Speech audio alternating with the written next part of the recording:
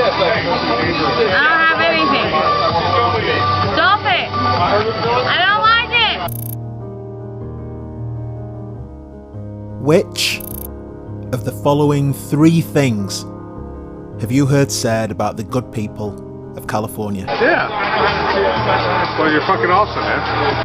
First, everyone wants to be friends with the next big thing, and if they think that's you, get ready. Be happy. What's your name? Charles. Charles, I'm CK. I know. Thank you so much. Your reputation precedes you, my friend. All waiters and waitresses want to be film stars. I'm fucking rad. Don't let anyone ever lie to you. I'm amazing. Heyo, yeah, that's a bad bitch right there. That's me. And finally, the person standing next to you at the bus stop is a killer. I got tired of being bullied. I was a kid, and I killed the school bully. I ran to set up against a brick wall. He died, and I chased down his friend.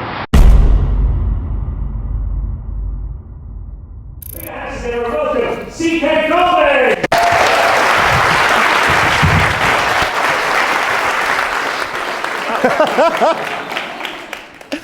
Oh wow. Do people normally talk down there? Traditionally, but... Well, I'm from Sheffield, where we're in the north, but thank you. Thanks very much. Hey! Hello. So I am going to plead to your generosity today because I have set my goal for our little hangout. I've set my objective really, really, really low, right? I'm not going to lie. My goal for today is just almost cringeworthy, and it's just lack of ambition. All right, and to elaborate, let's see. Okay, who should I go for? Hi, with the coffee. Hi, how are you? I'm good, thanks. What's your name? Nikki. Nikki? Yeah. Okay, Nikki, I'm CK. Where have I seen that before? Me initiating conversation with a complete stranger for no reason other than, why not? You never know where it might go. It's almost become my signature piece. And in 2019, a short film about my interactions with strangers went viral, resulting in a series of speaking requests, newspaper interviews, university talks, There we go. radio interviews, and even a screening at the UK's biggest documentary festival. I mean, to be fair, the sound is great. That's my film there. It's called 61 Hugs. Look it up. The popularity of 61 Hugs freaked me out a little bit, I cannot lie. Some really weird shit started happening. So R-A-Z, H-A-N. H-A-N. Yes. I'm going to explain what's happening in a second. There you go, that's for you. Thank you. Thank you. Okay, that's perfect. You don't need this newspaper, do you? No, it's for you. It's for you. It's for you. See ya. Paul, grab that.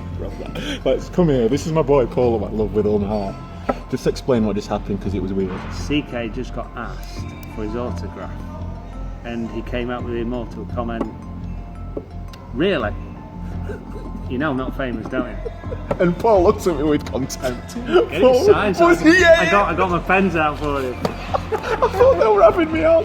Clearly she wasn't. So Paul and I are now going to chat.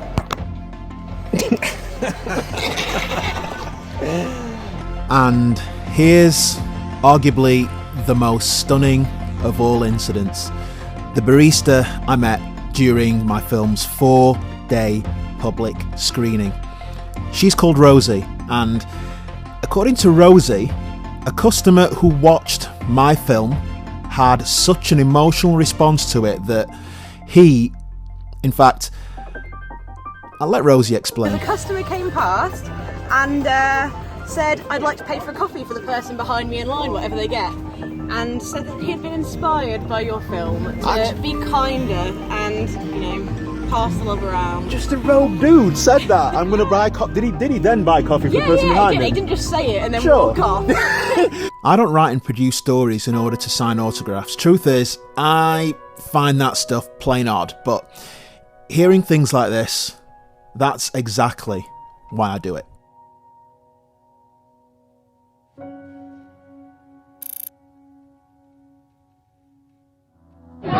from Russia? Yeah. Hey, my aunt's from Russia. I'm not from Russia. I've never been to Russia. But the question was so odd, I wanted to be from Russia. We'll return to this later because we're now 6 minutes into a documentary about a killer and still no killer. But I wanted you to understand that I was only in San Diego for 3 reasons. Firstly, my habit of talking to strangers produced a film that found an international audience. Secondly, the San Diego International Mobile Film Festival loved said film and wanted me to fly over to screen it, CK Goldiing. share it, talk about it.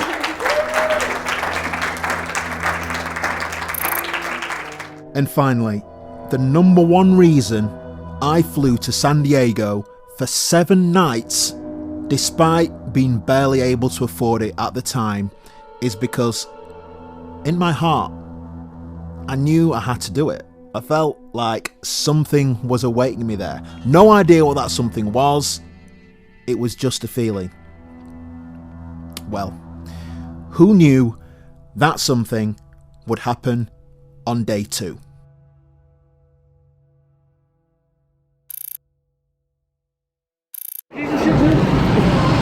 Mate, you can throw in whatever you want. Meet Mathew. Mathew, we'll have to be quick. Actually, we don't have to be quick. We're getting off at the same place. We should have probably done this when it's quieter off, but hopefully we can hear. So we first started talking at the bus stop because There was a man driving by and looked at me because I had a nice shirt. I have here, long hair. you think that's why I was looking at you. I think so. But you were annoyed. Yeah, I was totally annoyed. I like the stare downs. If I was a Marine, that's not cool. You don't do shit like that. So Mathew was a Marine, as I've soon discovered, and he hates being stared at. Yep. Apparently it happens more now you've got long hair. Yeah, people are jealous. Jealous of me, I don't know. People are jealous. I met this guy from the UK, he's some cool shit, got a cell phone. We started talking about how fucked up the world is, 9/11. Well, technically you started talking about it, but I was more than willing to listen, Mathew. My bad. No. So share some of your theories. I'm going to have to put it close to him, so near the engine. Anybody that's seen 9/11 happen on TV will notice when the towers fell, you can see the charges going off in the building. That's a controlled demolition. Watch a controlled demolition. That's all you need to see. The official version says that the debris from 6 and 7 falling caused building 3 to fall. That does not happen. Those buildings are 90 feet away. But that's your official government excuse. Also, point 2, all of our military, all of our domestic and foreign policies are around this one theory. We have Nazi laws, Military Commissions Act, Patriots Act, all this shit saying that if you don't believe that what we're saying is truth, you're a terrorist now. We're going to kill you. We're going to kill your family. That's it. You're done. This is now policy, and it's wrong, and it's about to be worse. These people they have, the NSA runs child abductions, snuff films. The man that I took down, I have evidence. I will show this man more than once. I have evidence. This guy is standing, grin ear, wide-eyed, under a mission accomplished banner, right in front of the Pentagon. So the thing that I found most surprising about Mathew is you're probably the first. I've been here. I arrived Wednesday, Mathew. So I've been here just over 48 hours now. It's my first ever time in the States. And I've spoken to people, but you're probably the first person I've had a lengthy conversation with that I've just met on the street. So I find it quite surprising that, because we've always been led to believe that Americans are super patriotic. And I asked you, do you consider yourself a patriot? And you were, I used to, but not anymore. Folks, I was a U.S. Marine. I was 90 feet from becoming a SEAL. I was a U.S. Marshal. I have the shit to back it up. I was in a wheelchair for 2.5 years. Okay, well, to conclude, Mathew, what is your message for the world? Smarten up, people, because they're gonna resurrect educations. They're gonna fuck with you to the core. They're gonna mess with your kids. If you ain't with them, they're gonna kill you. Who are you talking about here? You. Pardon me? Everybody needs to smarten up, then. No, who is gonna fuck them up if they don't smarten up? Are you talking about the US government or the world? The secret police. Pardon? The secret police, the people that are in charge, the 1%, the people that, the Rothschilds, the 19 families that bankrupt America. These people are ruthless. They're all Nazis. They all practice shit on children. They're all sick. They're all sick. Hillary Clinton wouldn't know military actions and supported them. Please let me know when I start sounding like a broken record.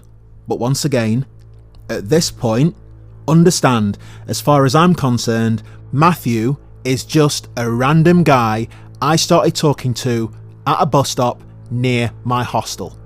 I know nothing about him, other than he's not a fan of the US government, he's not always had long hair, and he doesn't like being stared at by passing motorists. It's when we both got off the bus and I asked him one question that the unimaginable happened. Everything you're about to see now, I filmed with his permission. Brown Planet City building, there's no windows on the side. You're telling me it's commercial and generator line? Bullshit. Bullshit. Oh yeah, check this out. I'm talking a little bit too quick. They said that they were as I wanna temporarily. So Mathew and I got off the bus. Yeah, and we're still alive.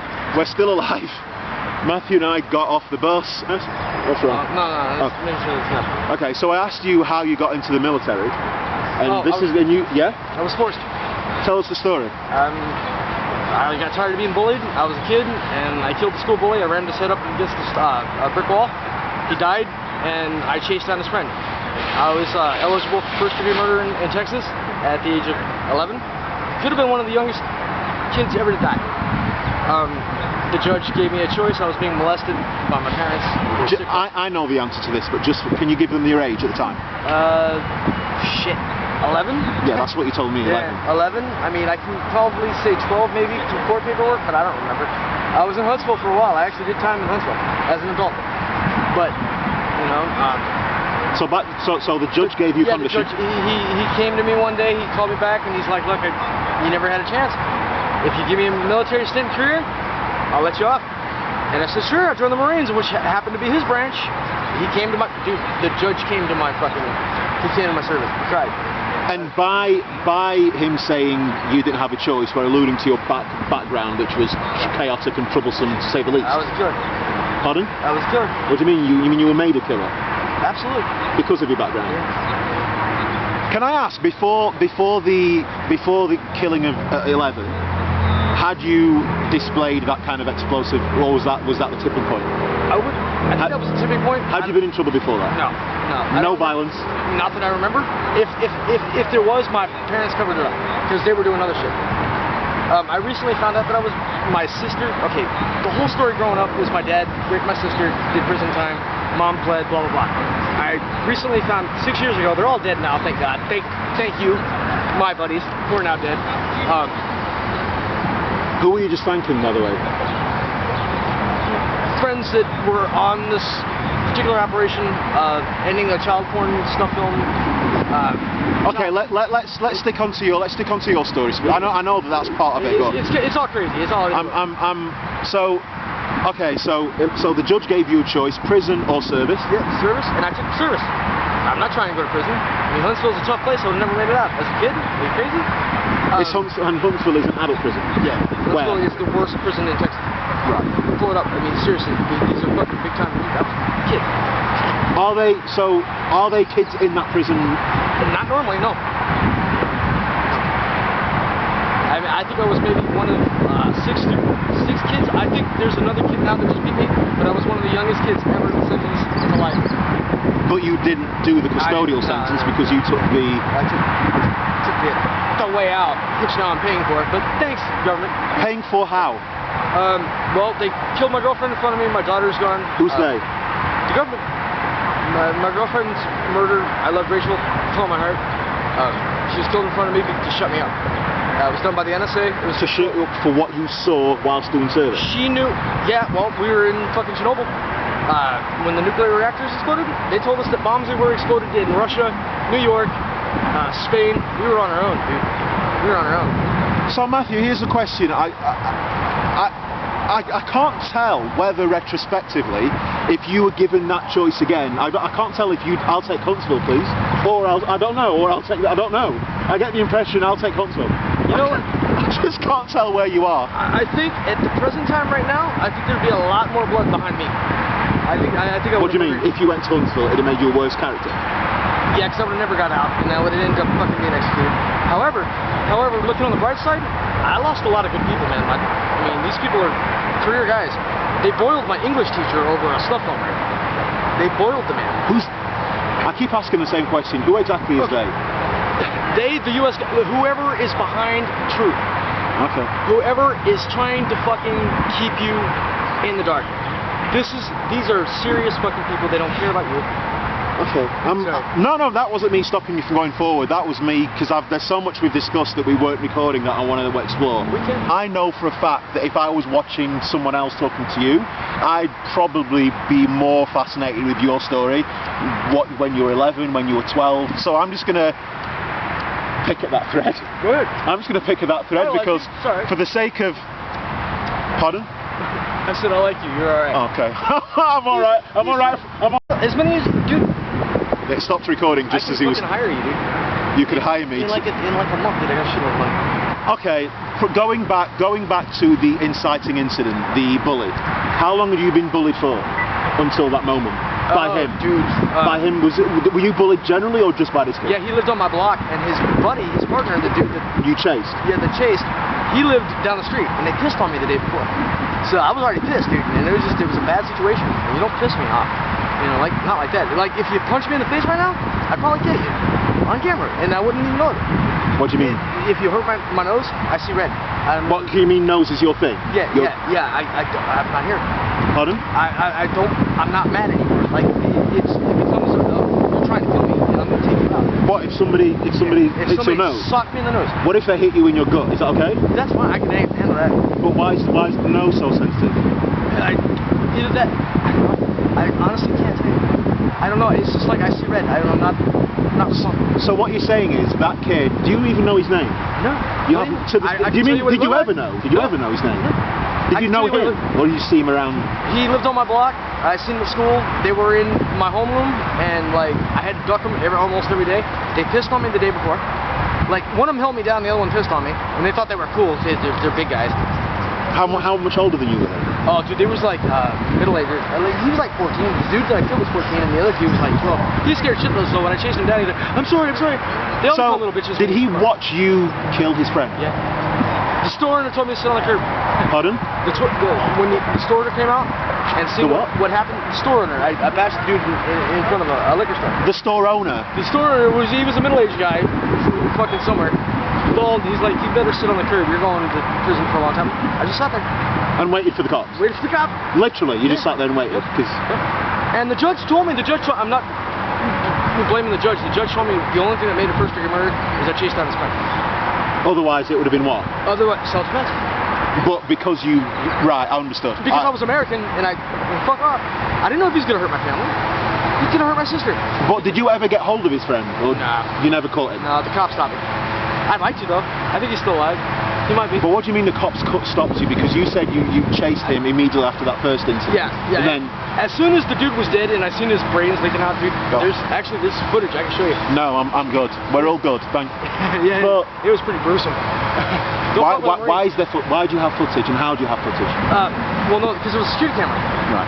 Yeah. So it wasn't your footage, but there is footage. No, yeah.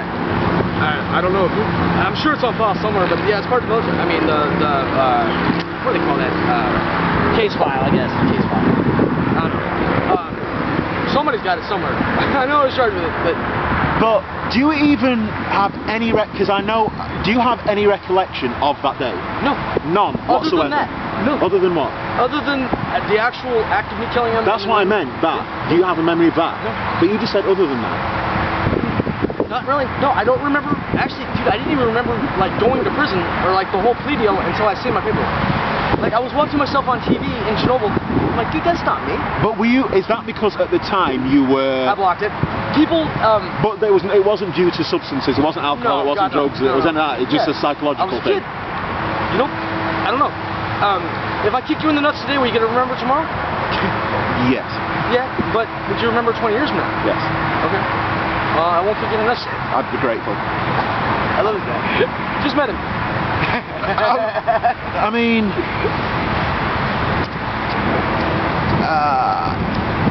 there was. Yeah, sorry. Yeah. Okay, so the thing, I'm obsessed with detail. Like people getting frustrated with it. So I'm curious. Like, are we talking days, weeks, or months of this guy bullying you? Dude, it was months. Months. Yeah, but I just don't remember any specific incidents. I appreciate that, but you know it was months of prolonged he used to bullying. shove my head in the locker. Yeah, fucking push me in line. Like I said, his friends held me down, pissed on me. And to your knowledge, you might not know the answer to this, and which would make sense. But do you know if he was generally a bully to everyone, or was it? Did he take exception to you? I don't even know. Okay. You know, I do remember the judge saying that he had a history of being the class clown and being the type that would bully. But at the time, I wasn't. Sure, you weren't necessarily aware or know anything. As far as you were concerned, you were his target. Yeah. And you had been for months. And he's trying to kill me. Fucking trying to kill me, dude. He's bigger than I was. Well, that's the irony. That's the irony of time, though. I mean, and in the moment, you think he's trying to kill you, but technically, he probably never was. He was just a dick. Maybe he was just. But I mean, like, I don't even know why I just said he was being a dick. I'm not in any way endorsing what happened. Yeah. We've all been bullied. I've been bullied. You know, for albinism, I've been bullied. We've all been bullied for whatever. Makes right? People. Some of us don't kill our bullies, though. No, but by the same, I mean, I get that, but. This is when this conversation starts going into extenuating circumstances, and I'm not saying that you had extenuating circumstances, but when you said some of us don't turn into bullies, when I was bullied, I didn't, and again, you know, I've only got your version of what happened. Right? Maybe we can go on the road and talk to all the people that have been bullied. But what I'm saying is, I was bullied, but I suppose I had this stability at home to balance it out, right? But will you teach your kids not to bully? Would I what? Would you teach your kids not to bully? Two answers to that. Firstly, I have no desire to have offspring. Thank you. First and foremost. Don't have kids. It's fucked up world, folks. I just don't have any desire. But if I did, you know, there'd be many lessons to impart on them, and that would be one of them. Yeah. Tell them to stay out of the Marine Corps. Don't vote for Bush, and drink Marine Dew. Mountain Dew. I'm going to paraphrase. Go ahead. The incident when you were 11 years old and you killed a 13 or 14-year-old. Yeah, I can't remember. He was a dick. Retrospectively, you feel it wasn't your fault because you were of the age when you weren't making adult rational decisions. Yeah. But you regret the death, you regret killing him, going back. You wouldn't do that again. Yeah, he's got parents, he's got family. He probably had a sister, mother. You know, maybe someone shoved him in the locker. Who knows? Maybe his dad molested him. I don't know. I mean... You touched on a really interesting point, and this is something I'm becoming more aware of the older I get. You know how, as humans, we inherently... Like, the most important person on the universe is ourselves. So when we experience something that pisses us off... No, but what I'm saying is when you experience something that pisses you off, you immediately think, why'd you do that to me without... What you've just done, which is quite interesting, and I'm doing this more with age, I'm actually now, well, how do I know what his backstory is? So you're now aware of that for him, right? Yeah. You don't know why he was pissing on you, right? For example. I have no idea. Maybe I don't know. Maybe he was just fucked up, you know, bad wiring. Maybe he was just like, maybe he just wanted to be a dick. Maybe, just from Texas, and they're like that. Steers and queers, folks. Okay. But to paraphrase, yes, you regret the incident. Yeah, no, murder's not cool. But 100% you don't feel you were responsible for that incident. No, really not. He had a family. I mean, he might have had kids. He might have done something great. I mean, who knows? But he just chose to fuck up with somebody that fucked him up. And whether he's in... I personally, I hope he's in heaven. Because, I mean, everybody deserves a second chance. Maybe that was his wake-up call. I don't know. Mathew, listen, I mean, you've given me infinite food. Let me just check this. You've given me infinite food for thought today. I give you a lot more too. And I don't know. I'm just thinking this happens with alarming frequency, and it's a bit odd. And what I mean by that is, I'll just be minding my own business. A seemingly innocuous throwaway conversation. We were just at a bus. I was just at a bus stop. You said, "When's the bus due?" I'm like, "How the fuck do I know? I'm free." Strange occurrences we just happened as Americans, right? No, but, Jesus brought you to me. Thank you. You got a camera. You got a good view.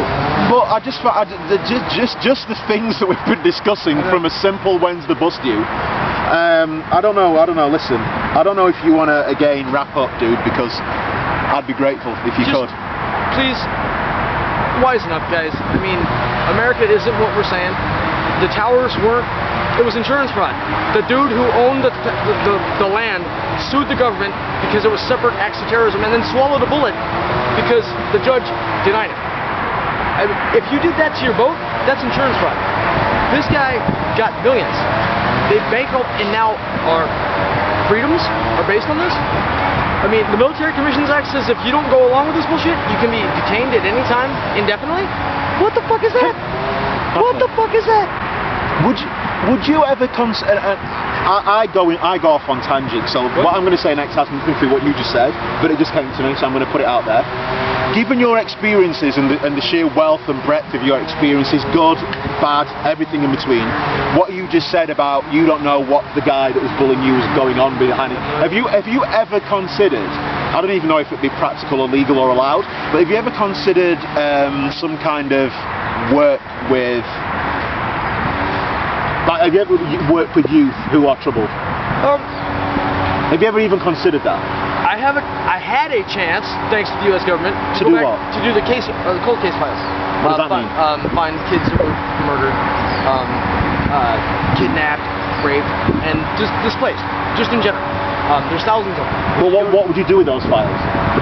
What do you mean you had a chance? I would try to show them experience. I mean, teach them, hey, look, dude, I didn't come from all roses either, dude.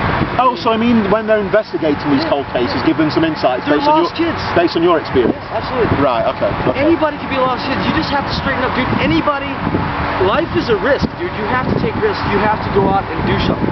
So, given the opportunity, I'm guessing the reason you didn't take that path is because at the time you didn't. It wasn't the planets just didn't take you down that path. The White Album fucked me up. But if you had that opportunity now, I get the feeling that you would probably try to take that route and work on those cases, right? I think I'd have to. I mean, because if not, if you want a bunch of me's running around, good luck, folks. But you don't want a bunch of you running around. No, because you should, dude. I wouldn't wish my worst enemy on a life that I had. It's been great. It's been fun. I get to go out with honors, maybe. But the thing is, it comes with a price. Everything you do comes with a price. Karma's a bitch. If you choose to be evil, you're gonna get evil. You live by the sword, you die by the sword. You gotta have peace. But you can't just fucking say it, you gotta mean it. That's it. I don't think there's anything else to say. Dude, hit that button at the top, that end of the video. Thank you for No problem. Bye. I don't know if spending quality time on a grassy hill with a man who says he killed someone is the behaviour of a regular person, but I've spent a good 80 to 90% of my life doing all I can to avoid regular. Take the way I ask someone out on a date, for example. Erin, you visual masterpiece. Hey, it's CK from the bar, recording the podcast last night. If you have a couple of hours available between now and tomorrow afternoon about 6 o'clock, I wish to buy you a coffee for 3 reasons. 1, I'm super grateful for you buying us those drinks last night. That was really kind of you. Thank you. 2, I wish to leave San Diego with a better lasting memory than the abomination you served me yesterday. And 3, I just really enjoy your face. I just really enjoy your face. I mean, Jesus. I met Erin on my 5th night in San Diego. She worked at the bar where I recorded a podcast interview. She was just cool, funny, bright, and slightly fond of herself. But shouldn't we all like ourselves a bit more? Yes, is the answer you're looking for. Should we do the red dress? Was that sepia? Should we do the red dress? Oh, yes. I don't know. No, I mean, you're not showing us, you're showing the humans. I know, I'm just saying which one to pick. Well, I have a lot of really good fucking pictures. I take pictures. I love okay, taking now pictures. we're talking. Show me that one again. Show me that one again. That's cute. That's quite Marilyn. Quite Marilyn. Do you hear this man? Do you hear him? I love Marilyn. Fucking smashing. Absolutely smashing. Heyo. Yeah, that's a bad bitch right there. That's me. That's me. High five, sight. High five me. Here, okay, let me go do my job so Okay. they can just admire you guys. Best of all, Erin did the one thing guaranteed to win my affection. She bought me shit. So she just came in completely out of the blue and said, I took care of their bill for them. I don't know how common that is though. How common is it for the server to just Take over their bill? Yes. Yeah, I mean, I like them. I think their character's nice. It's not that expensive. They're fine. They're not a hot date. It's fine. It's good. It's great. But I'm rad. I've said this in every video. I'm rad. Don't get it twisted. So always and forever treat people the way that you want to be treated, because you never know what's going to come back and get you. Dead ass. That's the one thing I always got to say. Enjoy yourselves. We have a reply from Erin, so I'd thoroughly enjoy that. We can make a date out of it. Aw, look at Erin being cute. The chair I was sitting in at that precise moment, I would go on to consider my lucky chair. Not just because it's the chair I was in when the cute waitress said yes, but because it's the chair I was in when Keith said this. But it was a beautiful documentary. I mean, I shit you not. I'm a specialist when it comes to documentaries. Who the hell is Keith? Fair question. I met Keith on day 3. He was staying in the same hostel, and during a casual conversation, he told me he's a huge fan of Michael Moore documentaries. So I told him I was only in San Diego because I'd made a documentary. Within seconds of me telling him what my doc is about, he promised he would watch it. I assumed he was just being polite. I was wrong. Very wrong. He watched it that day, and this is us talking a few hours later. I want to say that your documentary was one of the best documentaries that I've seen in a long time. But I haven't seen one in a while. So, my closing question is this. Why, during my talk with Mathew, was he often out of shot like this? Well, that's because I intentionally took my cheapest camera to San Diego. It doesn't have a flip-out screen, so I never quite know what's in shot. I took my cheapest camera in case something happened to my stuff while I was in the States, and something did happen to my stuff while I was in the States. That something was called Ember.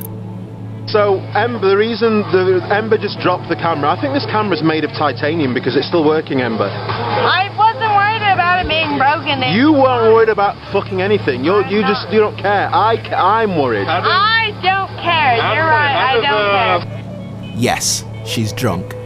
Yes, she's loud. Yes, she walked over, started talking, and dropped my camera. But you know what? I gave her a pass. She was alright. Amusing. I liked her. I don't know how to connect to an entire audience. I don't know how to look a camera in the eye because there is no eye of the goddamn camera. I don't know what I'm doing. All that I know is that I feel like I have something that's worth saying, and I feel like people might want to listen. But I don't think that that's anything. Because there are too many people in this world to care about some little white girl's opinion. And who cares? I don't care. I personally would not give a single fuck. I don't watch any of these. What I care about is the fact that I get to stand on a deck 20 feet away from the ocean. I'm right there. I'm touching it. That's mine.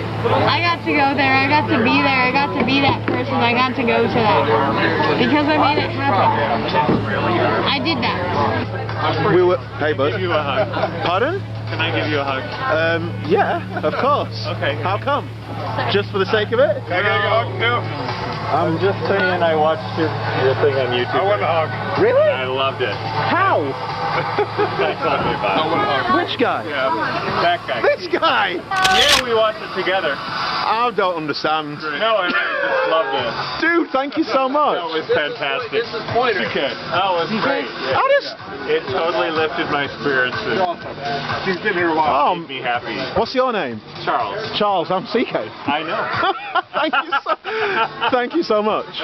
Your reputation precedes you, my friend. Keith, yours does.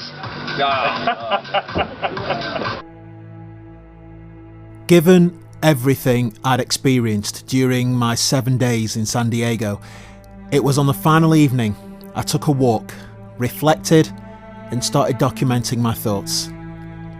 That night, above all else, one thing was at the forefront. Keith, a stranger I met in a hostel who watched my film, enjoyed it, told a friend, then watched it again. I've said it a few times now. Let's talk to more people, because you never know. As you know, I was talking to Ember and some other people on the decks, and out of the side of my eye I see Keith, and one guy comes over to me and says, "Can I give you a hug?" And it turns out that Keith watched it and his friend watched it together and they loved it. So that was the first nice thing. Then Aaron and I went out to record the podcast. The podcast was... Hey, how you doing? Big man, it's we meet again. Yeah, that's where I live. How weird is this? Yes. Huh? Right now I have to guess. Oh, okay, you picked. I'll be right back. You remember? Yeah, absolutely. I can't... Absolutely. My UK friend. I just got... Listen to the Beatles yet? What? I said, have you listened to the Beatles yet? No. I can't believe I've...